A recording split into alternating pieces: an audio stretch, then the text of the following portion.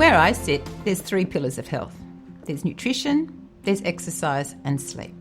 Now, we've known for a long time, 50 or 60 years, the idea of good exercise and good nutrition has underpinned our health. And it's well known that it underpins not only our physical health but also our mental health.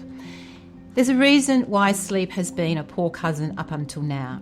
So in the mid-50s, late 50s, early 60s, we got the car. Every family got the family car. So all of a sudden, we lost incidental exercise. So people used to run for the bus, run for the train. Instead of waiting for something, they would walk home. So they got a lot of incidental exercise. When everyone got the car and became ubiquitous, people lost that incidental exercise. So they started putting on weight. And the government could see that this was a public health issue because it was affecting their cardiovascular health, their metabolic health. And so they ran a campaign of, Norm, get off the couch, life be in it. So people learnt up to 60 years ago, hey, exercise is really important and I need to factor it into my day. So now if you talk to a little 4-year-old even, they know that exercise is really important. It's healthier than sitting in front of a TV, right? So then 10 years on from that, in the mid-60s, early 70s, all of a sudden we got McDonald's, we got Burger King, or we got all those, fast food chains. And before that, getting food was a process. And all of a sudden, the government realised, wow, this is an issue too.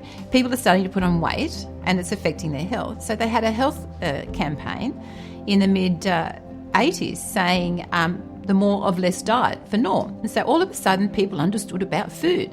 Even now, a little 3-year-old would know an apple is a better choice than a chocolate bar. Now, you may not always make the right decision, but you know the difference. So fast forward to 2010, and up until about 2008, 2010, nothing much went on to disturb our sleep.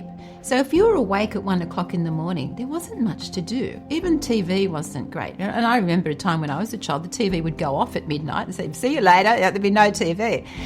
But about 2008, guess what happened? Everyone got a marvellous, marvellous technology. So we lost discipline around our sleep.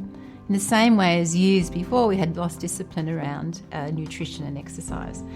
And 10 years on, guess what? People are beginning to recognise, I'm not happy, I'm not engaged in what I do, my life doesn't seem to have much joy in it, I'm not thinking well, and all of a sudden they're learning, wow, sleep's important and I need to understand how to do it. But unfortunately, we've sort of lost our way.